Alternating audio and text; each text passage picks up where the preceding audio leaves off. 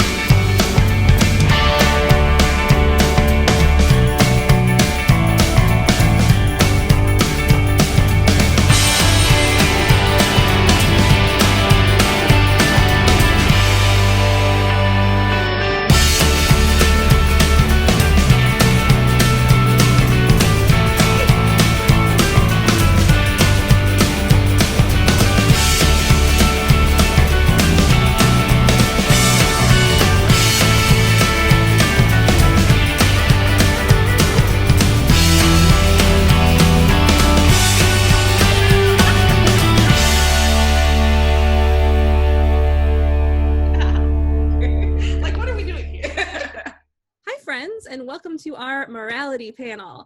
I would like everyone to start off by introducing yourself and telling us a little bit about your book. For this one, I will call on people just because it's easy enough. I'm order on my screen. Amanda, you're first.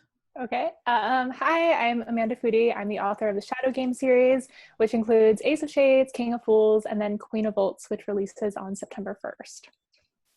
Excellent. Taylor? Hi, I'm Taylor Simonds. I wrote Collateral Damage. My characters are behind me. This is what the cover looks like. And were we supposed to say what it's about, or we're just doing title? You can give us a little tiny bit, yeah. Okay, well, Collateral Damage is basically Teen Titans from the perspective of the background extras who don't have any powers. Excellent. Maria? Hi, I'm Maria Ingrande Mora, author of Fragile Remedy, which comes out March 9th, 2021. It's a queer dark fantasy. Kelly?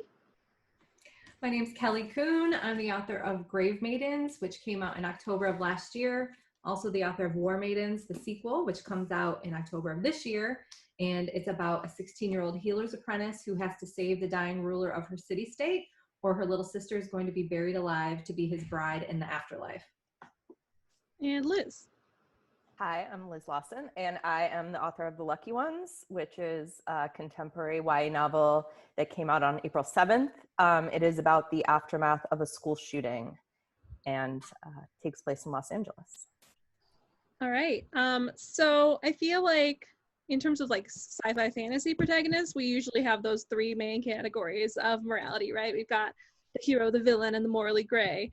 And in contemporary, like those lines are still there. They're a little less pronounced because it's not necessarily like Voldemort and Harry Potter are fighting. It's like my parents are getting a divorce, you know, like it's a different type of morality and different type of choices. So where in these sort of 3 broad categories do you think your protagonists fall, and why? Anybody can start. So Kamani is a healer, and in War Maiden, she is very much a hero, kind of a character. She's seeking after the right thing for the right reasons, and is kind of going after something that's a universal truth, which is compassion and caring for her little sister. But in War Maidens, things get a little blurrier, as they often do when you get older. She goes from 16 to 17, and she goes from kind of independent, but still under her family's care, to being a completely independent character. So she has to make some of those tough choices that we do as adults. And in her case, she has to make a tough decision that goes against everything that she believes in, but almost in a Machiavellian way.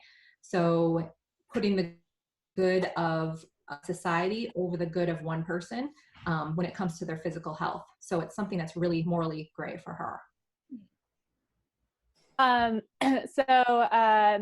didn't actually pitch my book earlier, but it's like the YA fantasy equivalent of like be gay, do crime. I would say that for my protagonist, so I have one of those like sprawling like Game of Thrones level of like cast. There's so many characters, and over the course of the series there are 6 different protagonists.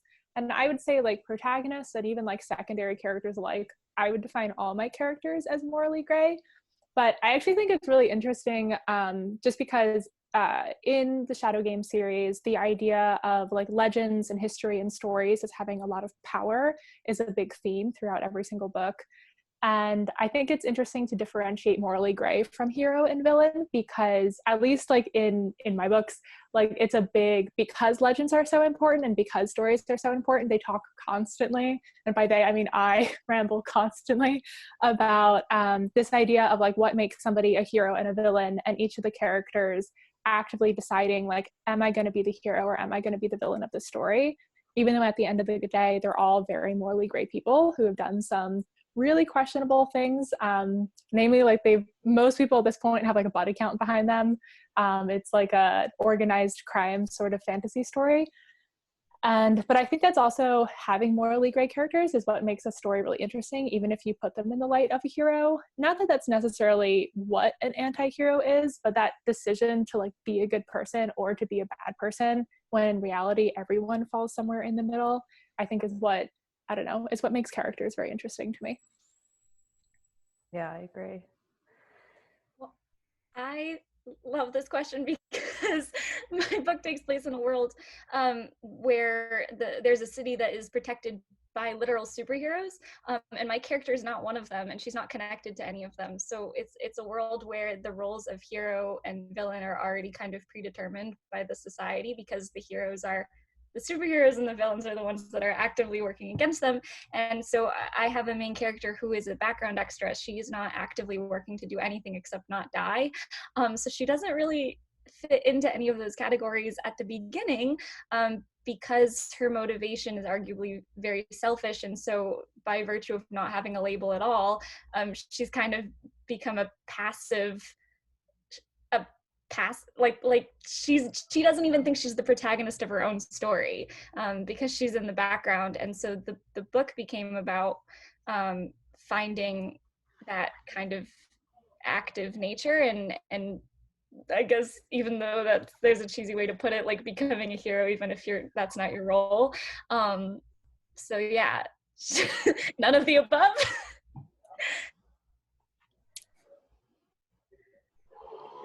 Yeah, in my book, I have 2 protagonists. It's dual POV, but May is really I would say the stronger, like it's really her story. And she's the one who went through the school shooting. She was in the room. She's the sole survivor, and her twin brother was one of the victims of the shooting.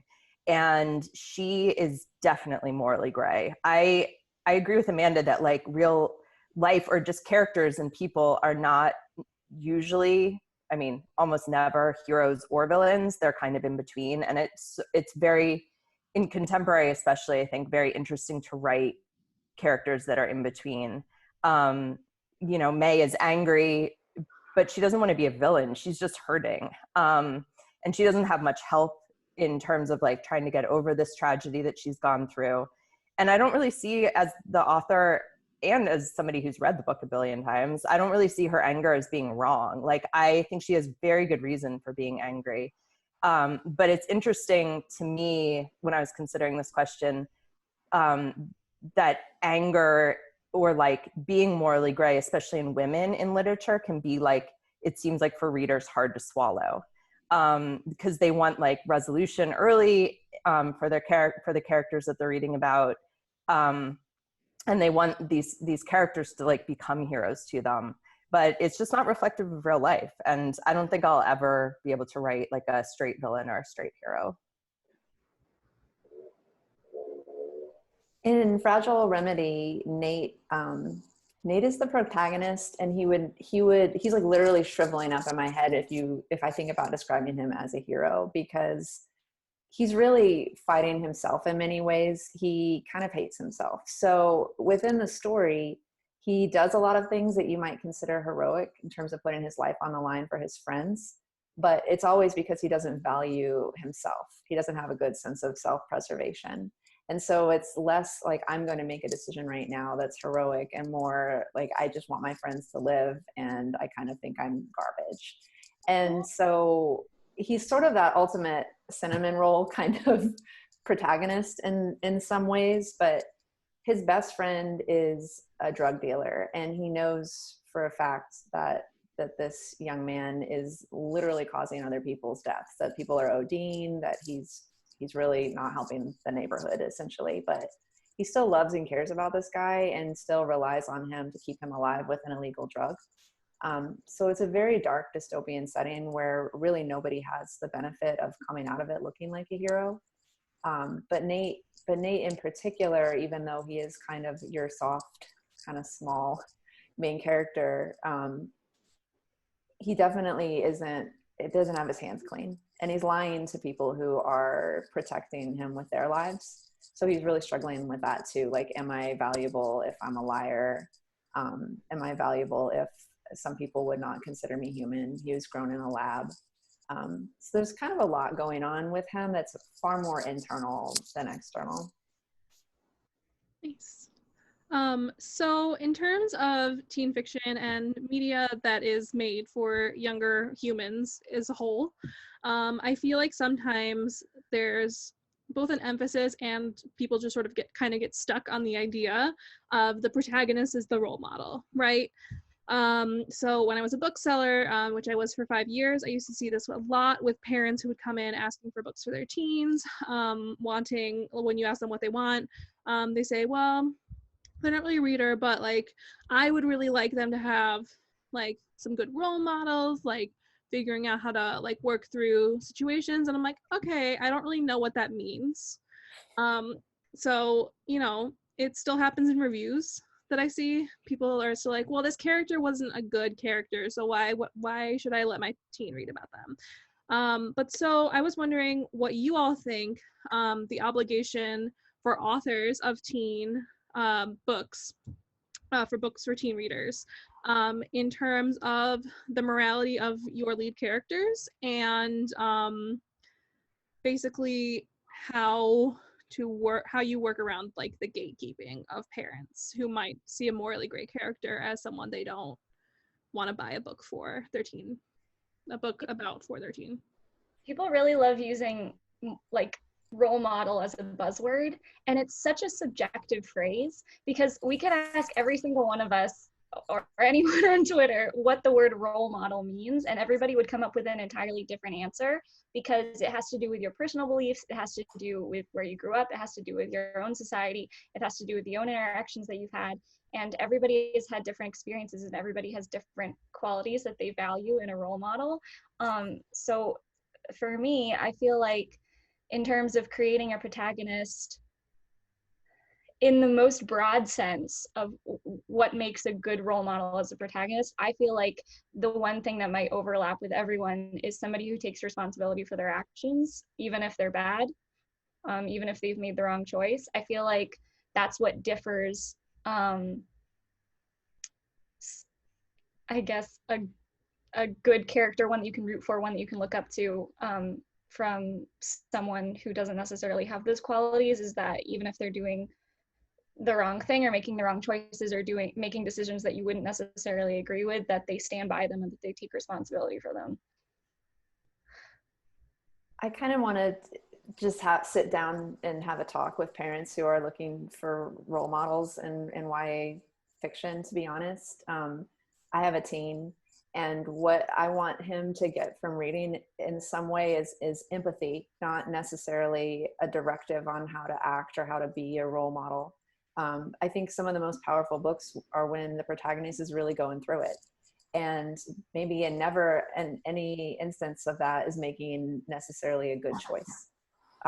But then you're starting to empathize with what they're going through, and maybe what a villain is going through, or what a morally gray side character is going through. And none of that really ties to that sense of role model, like be like this person. And honestly, and no offense to someone who's writing a book that's what they wanted, but it sounds a little boring to me. Like here's kind of a manual on how to be a good teen. Yuck.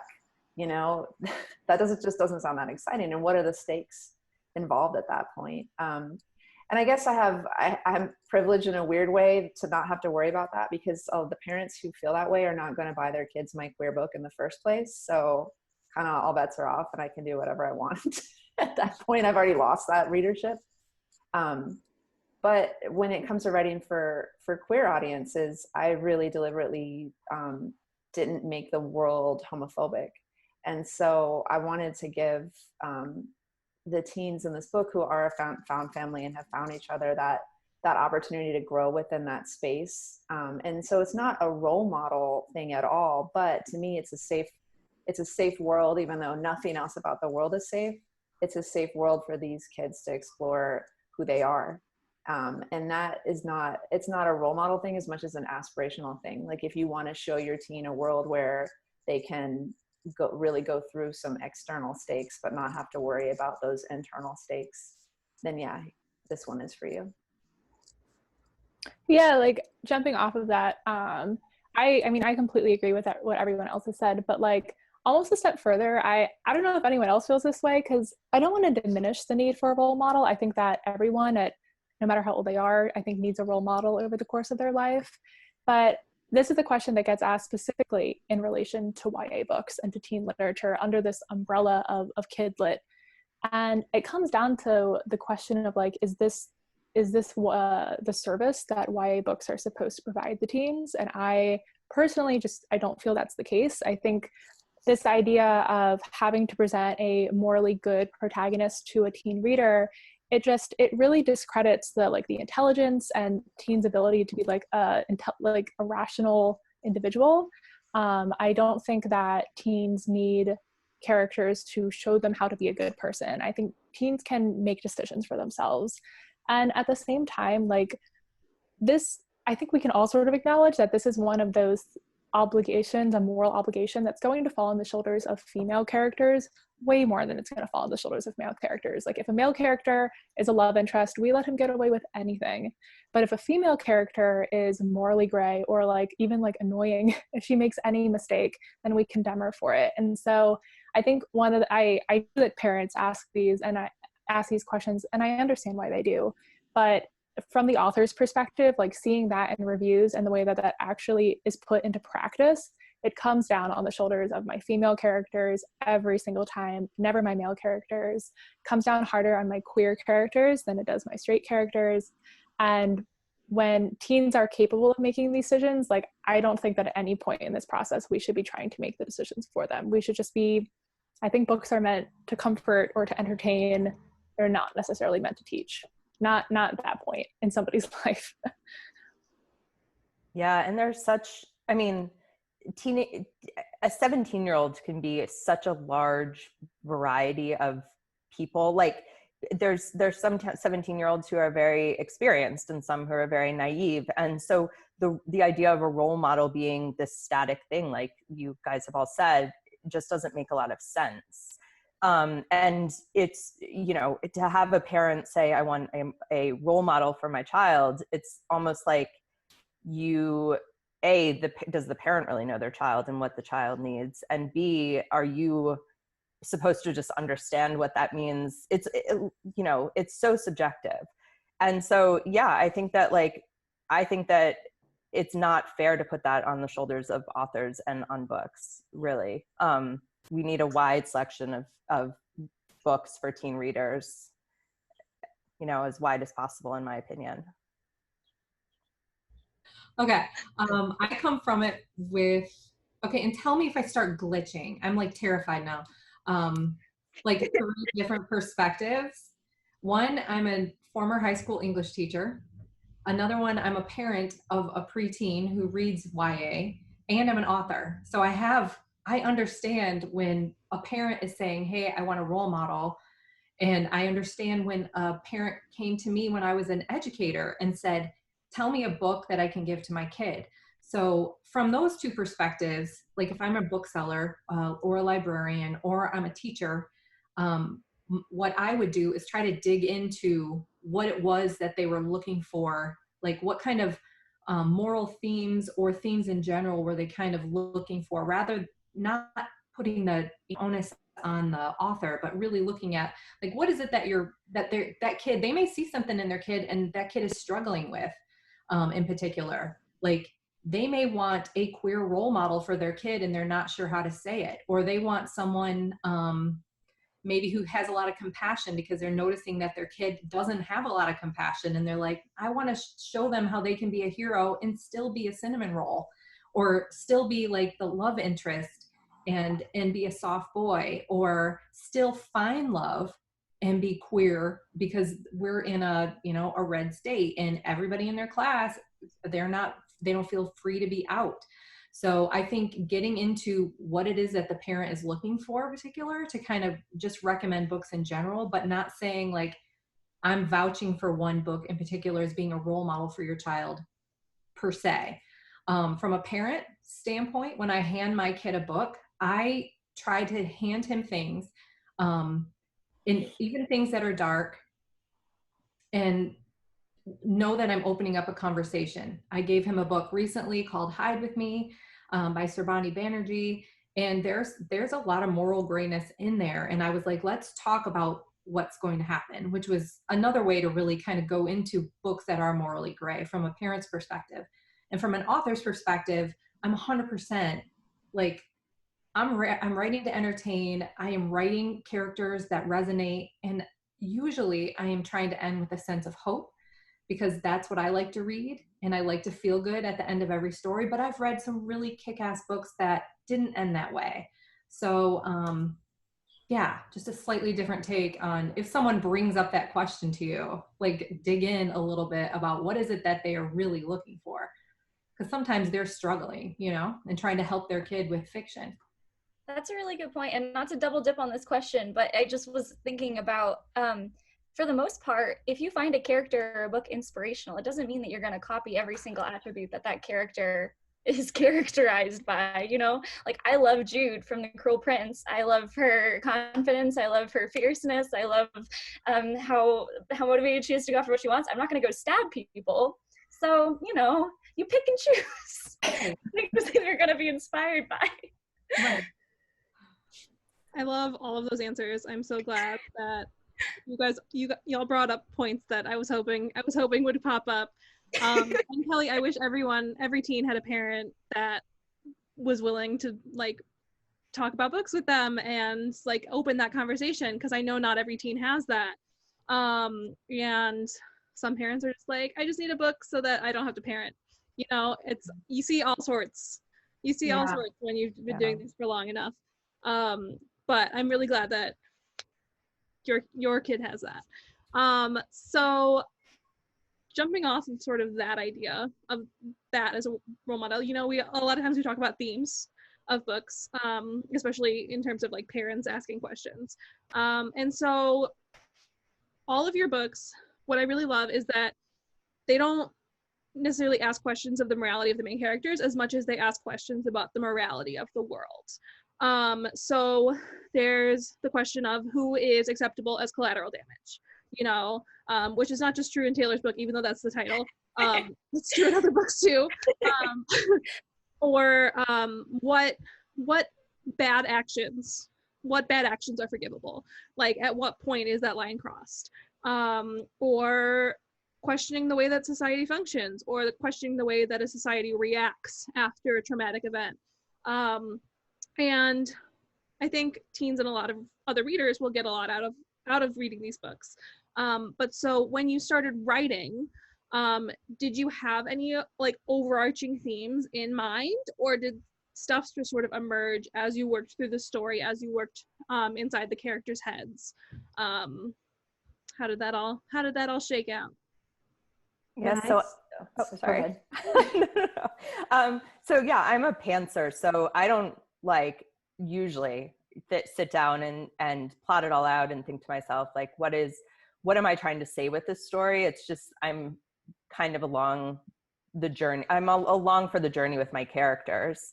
And so when I started writing The Lucky Ones, I didn't at all think like really about the real world translation of it, if that makes sense. Like, I was thinking about the characters in their particular story, but it was when I started doing my first big revision that I started really thinking about those sort of themes and the morals, and like questioning how society does react to these traumatic events, especially because I started revising literally like a week before Parkland, and that made it all the more real, and it made it more important to me than it was even before, to look at that and examine that.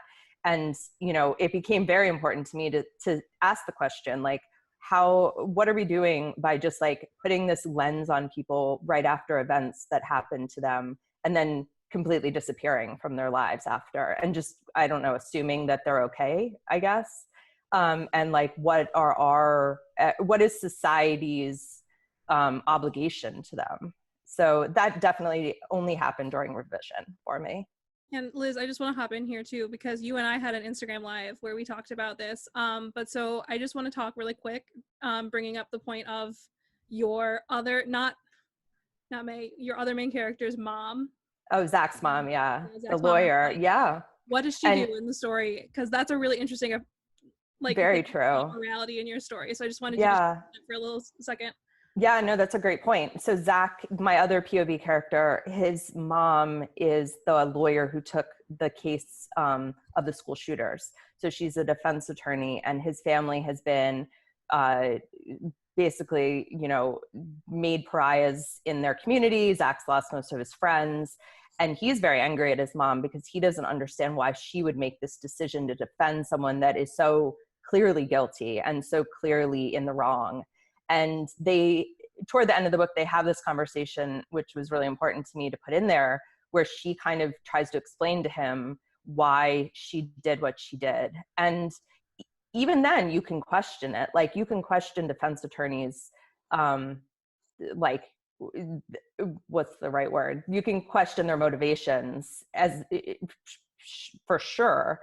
But she explains it as like, everyone in our society, you deserve a trial, and you deserve someone there to like help you with that trial, even if you are guilty. And it's just something it's hard to grapple with, but it's definitely an important foundation, I think, of like America. So I think that it was very important to me to put that in there, and it was really interesting to like learn more about defense attorneys and what they do and why they do it, because even as the author, I questioned her and her motivations until I found some writings from defense attorneys that really explained like why they do what they do and how important it is. So it was pretty cool to do that research.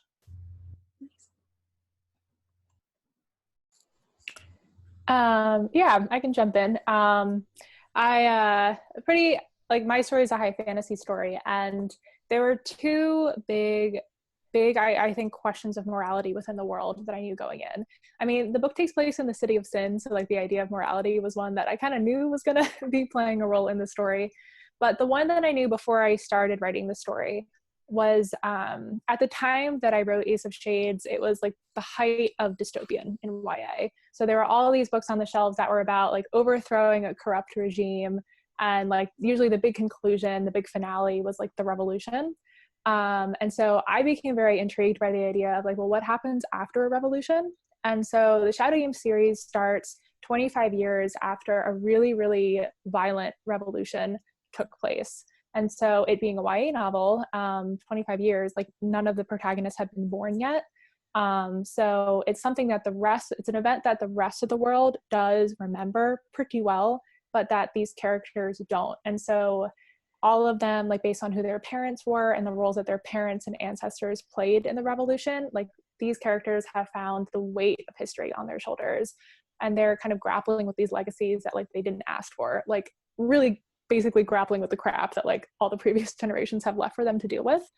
And so I knew that this idea of like, was the revolution valid? Like, what if there's still corruption? Like, was it worth it that we got rid of corruption and have established something that is still imperfect? And like those kind of questions of like, can you escape the legacies that have been pre-written for you? I knew I was going to be walking into all of that. And it becomes more of a question even as the series goes on, and I'm really happy with where it's ended up. The one element of morality that I didn't know until I started writing more of the series, and I think it's really funny that you actually added the word collateral, because it's a word that actually comes up all the time in my books. So in the very first book of the trilogy, there's only 2 narrators. It's Jess and Levi.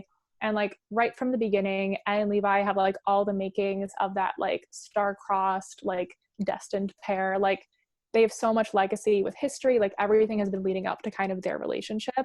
It's very, very monumental. And so with them, especially being like the first protagonist of the story, like they always feel like they're at the heart of it. And even as I add more points of view with each book, Anne and Levi always feel like they're at the center, and the other characters feel the same way. And that's what was so interesting of digging into other characters' heads, is like, you know, the best friend who would do anything for Levi, but like secretly resents him, or like Anne's best friend who like their relationship did not begin actually on like the best of terms. And even if she's mostly forgiven Anne for where it's come from, once something happens, maybe it's not easy to forgive anymore. And like, basically the idea of having 2 characters who are so clearly like at the center of the story, like what does it mean for everyone else who like by definition must be collateral damage and like must be in their blast radius. I just think is really, really interesting. And it, whenever you have a character and you're in their head, or you're in the head of like their love interest, who obviously is going to be seeing them in a positive light, it's just, it always adds in a really unique question of morality of, well, what about the character who is on the other side of this game? Because the whole books are kind of devoted to games. And like, what if that person isn't necessarily the antagonist of the story either? What does that mean for the protagonist if there isn't a villain at all? Yeah, that's basically all stuff that there's no conclusion exactly. Or if you want to know the conclusion, I guess you have to read it. But yes, I love the idea of maybe there is no hero and there is no villain, because it's not the story that you thought it was when it began. I am also an unrepentant pantser. I guess semi-repentant, because I'm attempting to outline now on the manuscript I'm working on after the first draft. But hey, that's a little bit of improvement. But I knew going into Fragile Remedy that I was going to explore dystopia from the perspective of the people who are not necessarily on the front line of a revolution. They're not going to overthrow the oppressors. So how is this affecting people on a deeper personal level, on the choices that they have to make to survive? And so that theme really plays out throughout the book with the main character and a lot of side characters, and honestly with the villain as well. So, you know, how does morality bend when you're literally having to make choices that you wouldn't have made in another circumstance if it didn't involve living or dying? Some of the more internal stakes kind of evolved through revisions. I didn't go into this book thinking I'm going to write kind of a light sci-fi dark fantasy that explores drug abuse and kind of the opioid epidemic through the lens of sort of a semi-fantasy drug. That just evolved and then evolved more. And, you know, that's a big part of the book that surprised me. And I just dug deeper into it in revisions, because I really started to think about disenfranchised populations and why people turn to drugs and alcohol. It's never like, it's honestly never like, that would be fun. You know, I'm bored today, so I'm going to do this thing. And I really wanted to explore that, because especially in YA, I think there's still a lot of judgment around substance abuse and even recreational drug use. And I wanted to kind of shine it, you know, just show it through a lens of like, maybe people are not necessarily, you know, making choices. Like, you think they're just choosing to do something. They're really just trying to survive.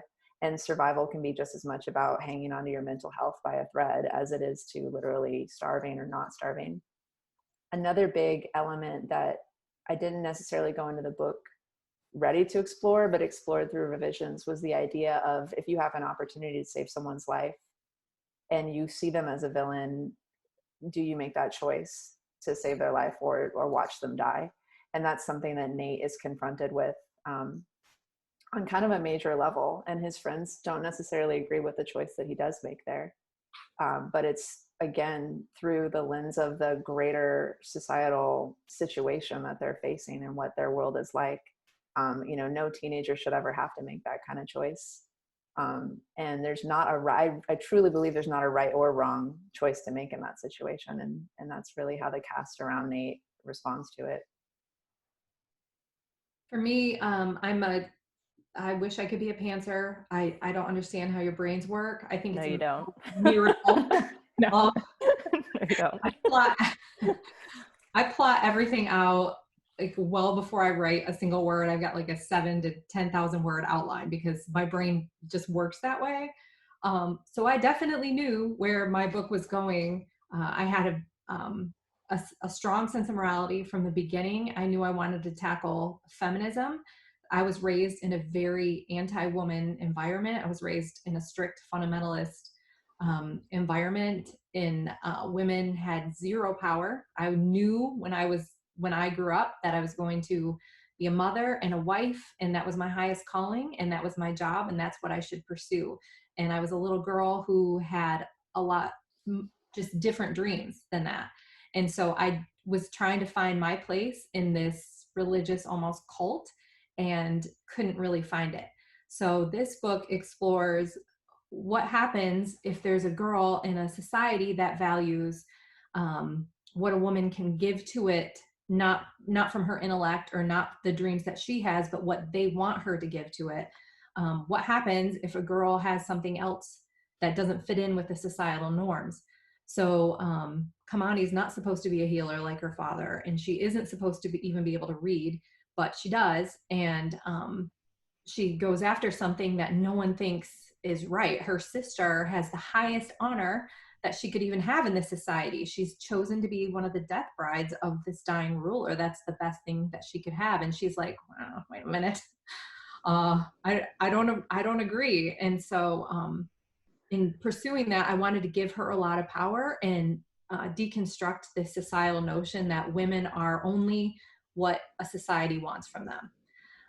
So that was a really strong thing. But as I was writing, I really created a more compassionate character than what I started out with, because I wrote this first draft with a lot of anger, my own mental angst coming out, as you probably all do, is too, writing as therapy. And when I went back through revisions with my agent, she was like, she's a healer and you're almost kind of setting her up as this like really big anti-hero, but she's this compassionate healer with her sister. Like, we need to, rectify this. So I created this compassionate character who I'm so proud of, honestly, because I never thought I would get there with her. And I love how she turned out, because she is like this very compassionate healer, which I think is something that is a universal truth. Compassion is, no matter where you stand on on any morality, I think compassion is one that anybody could agree with, that is something that we need. So I was happy with that.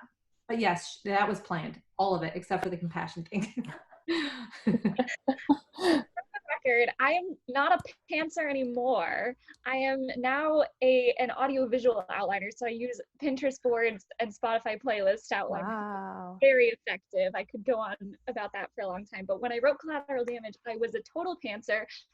First of all, because I was a baby when I wrote it. I got the idea when I was in high school, and then let it simmer for a little bit, and then came back to it after college, but was still, by the time I finally sat down and started drafting, it was my very first try, and my goals were A, to make it as funny as possible, and B, to include as many Spider-Man references as possible. So theme was not anywhere near the top of my priority list. But fortunately, one kind of just came out on its own by virtue of the plot and the setting, because I called it Collateral Damage because that's the terminology for the stuff that gets wrecked as a side effect in a battle. And I always knew that the book was going to be about the people on the sidelines of the superhero stories that we all know and love through Marvel's cinematic universe and Teen Titans and DC and all of those other great things. But in terms of theme, it turned into a little bit of a commentary on, I guess, like the trolley problem kind of deal. If anybody's seen The Good Place, you're on the trolley and there's two different roads, and no matter which way you go, somebody's gonna end up dead, and it could be one person, it could be five, and it's choosing maybe to hit the one person to save the five, or to hit the five because you know the one person. And so there's a lot of subjectivity to doing the right thing in general. And I watched a lot of superhero movies, obviously, for research, and found a lot of commonalities between all of them. And you see, you know, superheroes will choose to save the people that they know over the general public, or a building's falling and they'll pick to choose that one, but they'll choose to save that one, but maybe a car goes off a bridge somewhere else. And so you're always forced to make these choices. And when you live in a community where no matter what choice you make, it's going to result in harm being done to somebody else, how do you solve that problem? How do you prevent collateral damage from happening in the first place? I don't know if I answered that question well, but I tried. I know that I won my Taylor Simonds drinking game because you said audiovisual outlining. So every single time. Listen, I love it. Yeah, I could do questions about that. Entire audiovisual outlining talk for her at this point. Like I've heard it so much. I would sign up for that, so she needs to do it. Absolutely. I'll do it. I did a virtual one when Orlando Book Fest got canceled. I did it on Twitter. The short version is you make a Pinterest board for every scene in your book, like you're doing like an animated scene. And then you pick a song that goes with every scene as well to get you into like the theme and the tone and everything. Wow. And then music supervising your book. Yeah. Wow. It's like storyboarding. I'm all about like book playlists and Pinterest boards, but like I used to be a tax accountant, and like I'm a hardcore plotter, and like you bet I plot all of my books in Excel. I also plot in Excel with like these methods on the sides, and then the save the cat method next to it, and I mark them all color coded so that I know what and when, and oh my god is and I need I'm the exact same way.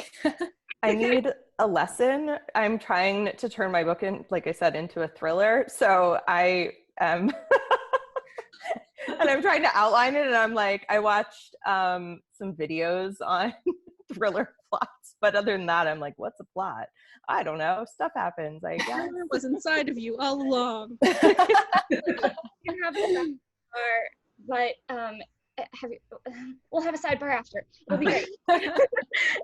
Okay, so what are some of y'all's favorite books that play with morality in interesting ways? This can be anything from maybe it's your favorite villain lead, or there's like a really good optimistic lead in a dreadful world. Think like Kimmy Schmidt, you know, terrible things happen to her and she's just like smiling with bright pink pants, you know, something like that. Anything. So even if it's not a book, if there's movies or TV shows that you like that really play with that in interesting ways. Kelly's already holding hers up, so I'm gonna let her go first. Okay, so this literally has moral in the title. Immoral Code by Lillian Clark. I talk about this book all the time because it blows my mind. It's young adult contemporary. There are 5 POVs, so that blows my mind alone because I'm trying to write one and I'm like, I don't know what I'm talking about. But anyway, it tackles a moral dilemma, which is it's very Robin Hood. Like, can we steal from this rich dad to pay for his daughter to go to college because she can't afford to go, and she just got into MIT, but she can't afford to go, and so part of the reason she can't afford to go is because he's a deadbeat. They found out that her dad is rich, right? Yes, they found out that, and he's been a deadbeat dad forever and keeping his wealth from his family. So they find out that, suddenly he's this like billionaire guy and he has all this money, and they're like, wait a minute. The main character, Nari, is a hacker, and she's like this computer genius. And she's like, you know what? I can hack his accounts and we can steal his money. and let's get her paid to go into MIT, which you're like this the whole time, like, yes, yes, yes, do it. But then you're like, oh man, these are, a couple of the characters are 18, and you're like, you know, this could really screw up your entire life if you pull off this kind of a, you know, illegal robbery or felony, I think is what it was. So anyway, I love that she tackles, how do we define morality when you feel at your gut level that something is wrong, but it isn't defined as being wrong by the courts? How do you deal with that? And so I love that she tackled that in that book. Taylor was also holding up her book, so you can. You know, and I was holding up Vengeful. I think I would rather be holding up Vicious, but I forgot I let my sister borrow it. I just love a book where everyone is the villain and everyone thinks that they're the hero. We love that. That's all. The one that immediately came to my mind is Scythe by Neil Shusterman. Oh my gosh, like immediately I was like, oh, I gotta talk about Scythe. Those books, it's a sci-fi series where basically humanity has like fixed everything and people can sort of live forever. And so there's a big overpopulation problem. And so the only solution is for a group of like trained professionals to basically like kill people. They're like trained Grim Reapers because they have to deal with the overpopulation problem. And the way that it's presented and the way that they choose, the story is about two teenagers who are chosen to basically apprentice in this trade.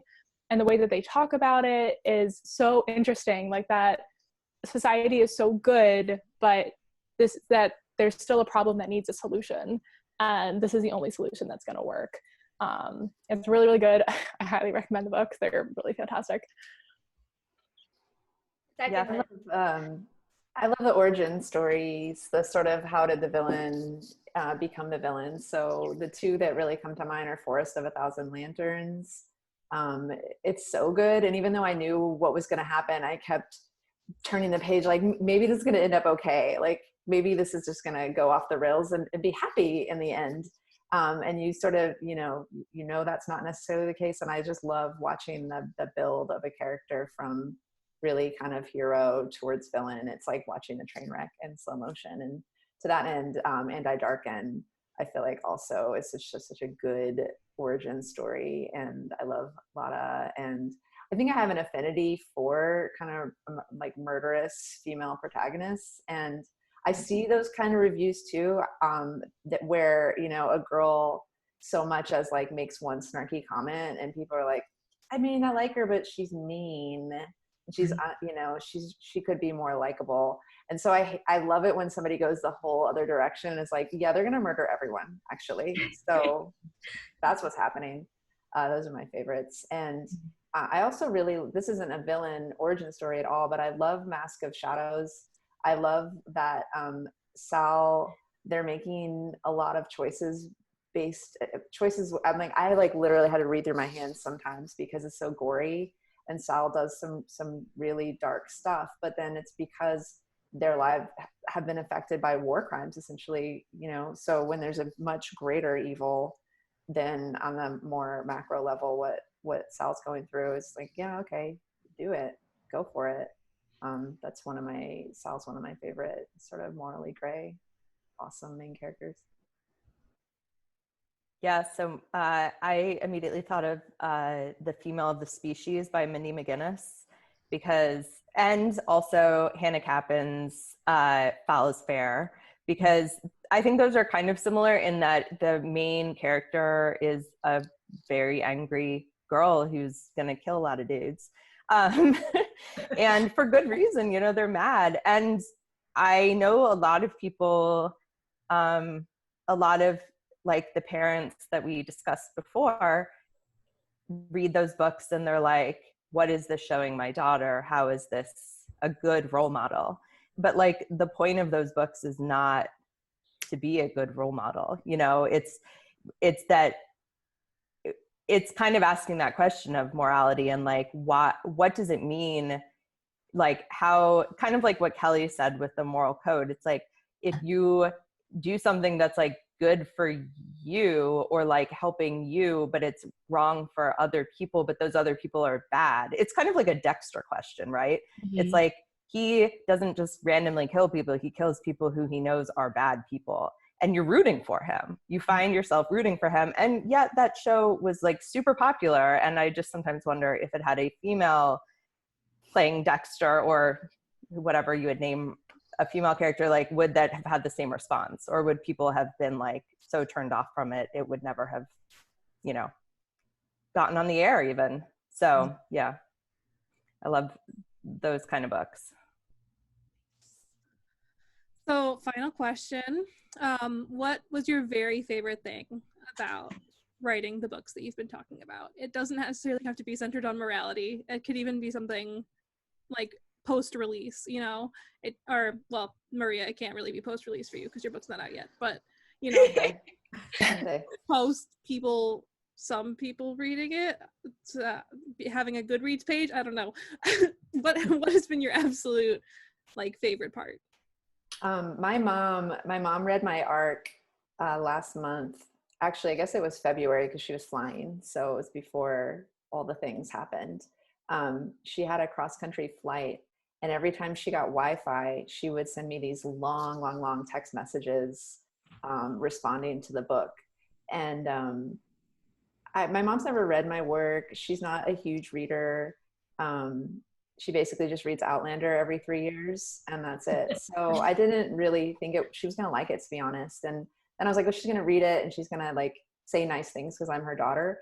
But she deeply empathized with my favorite character, who is the most morally gray, and who early readers are already sort of fighting over whether or not that this guy is redeemable at all. But she saw through the irredeemable parts of him and had sort of a maternal empathy, and it was a really emotional moment for me because it told me that plot is working for some readers at least, and then just having, you know, my mom read something was really special. But it was kind of the intersection of the fact that my favorite part about writing the book was Alden, because he's so snarky and he has all the best like kind of witty one-liners, and that's my favorite thing to read, and it's my favorite thing to write. And then just the fact that I just felt like my mom loved my broken child. It's like, that's good. So somebody loves you. My mom loves you. And that's all that matters now. I can jump off of that, and that I also kind of have a actual like moral-ish like favorite. So like when I started out to write the Shadow Game series, I really wanted to write, like, it's not as like fantastical, I guess, as Game of Thrones, but like I wanted to write like a very complex, like sweeping crossover fantasy series that centers a teen girl, but is every bit as complicated as like the big adult, like higher brow fantasy series. And one of the other things that I really cared about was writing a lot of queer characters. Like I myself am a queer author, and so I wanted a lot of the characters to be queer on page. And the best part about writing the series was that nobody at ever point like limited my ability to do that. Like I never had an agent or a publisher or really a reader tell me that I had too many queer characters and that like it wasn't realistic anymore, or that I wasn't allowed to write about them for like any host of reasons. And so I'm so proud with what I ended up with, because I was thus allowed to write like a sprawling, very dark story where there are so many LGBT characters in the cast that there are like evil queers, like there are queer villains, there are queer heroes, like there are queer like I got to write about the queer characters that I've always wanted to write about, because I was not limited to the one or two LGBT characters who are thus burdened with representing the entirety of my community in one book. I got to just, you know, I'm really proud of like my queer villains as well as my queer heroes, and that was definitely the best part about writing this series. And yeah, I'm just very grateful that nobody ever told me that I couldn't do that. That's awesome. Well, going in completely the opposite direction and picking something that isn't technically writing at all, my favorite part of writing this book is that I got to art direct all of the artwork for it, which was really fun. Like I said, Collateral Damage takes place in a superhero world, so we wanted to make it feel like a comic book. So this is behind me, the inside cover for the hardback. The cover looks like an actual comic book. It keeps vanishing. So let's look like a special edition comic book, which I got to design and then collaborate with the cover artist for. And then there are also chapter dividers that have now vanished. Disappeared. They're comic book style chapter dividers as well. Cool. I love, and I got to be like very hands-on for the entire process, which I wasn't expecting at all, because I was told once your book is gone, it's gone, and the art is all, everybody else is gonna do it. And so I was like, that's fine, it's gonna be fine. And then I got to like direct all of it, and all of my babies look exactly like the way that they're supposed to, and I love it so much. So not really. That's awesome. That is Yeah, for me, the best has probably been, I mean, it was great getting an agent and selling my book. That was pretty awesome. But the best probably has been the reader responses. Like, I've been getting some emails. I've gotten a bunch of emails or like DMs or whatever from teen readers who have read my book and were basically like, thank you so much for writing it. Like, I've gone through a similar experience, or I know someone who has, and it was like a really cathartic read for me. And also people who have said like, thank you so much for writing this like main character who is angry, because so much of the time I think that in literature, girls who go through trauma aren't allowed to be angry. So I've really gotten that response a lot, which is pretty awesome. I'm just really happy with the reader response. I think one of the best things for me was, like I said, I have 3 sons, and I have been chasing publication for a long time. Like, I'm published in nonfiction all over the place. I'm a test prep author. I've written for Scholastic and blah, blah, blah, online for nonfiction, but I really was chasing after fiction. So my sons they've grown up watching me struggle with this and try to get an agent and really go after this. So when I got my ARCs in the mail and I opened my box in front of my kids and I was able to hand them Mommy's story, it was, I cry about this every time, which is annoying. But anyway, it was just really a momentous occasion for me. It meant a lot to be able to, show them that they can, need a hose. Where's the hose? Okay. That they can kind of, they can go after what they want and achieve their dreams, and look at what a woman can do. I did it. And I want them to know that if they end up marrying women, or when they work with women in their lives, that they will know that a woman can go after what she wants and she can achieve it. What a beautiful note to end on. And I know audience couldn't see her, but Taylor was over here doing her little Disney princess. That whole story. So thank you all so much for taking time out of your day to do this panel. Thank you for having Thank you. Thank you for having us. Yes. Bye, friends. Thanks, Rachel. Hey y'all, thanks so much for tuning into this panel. If you're looking for more panels like it, make sure you check out the All By Myself playlist on our YouTube page. It'll tell you all of the different panels that you're able to watch.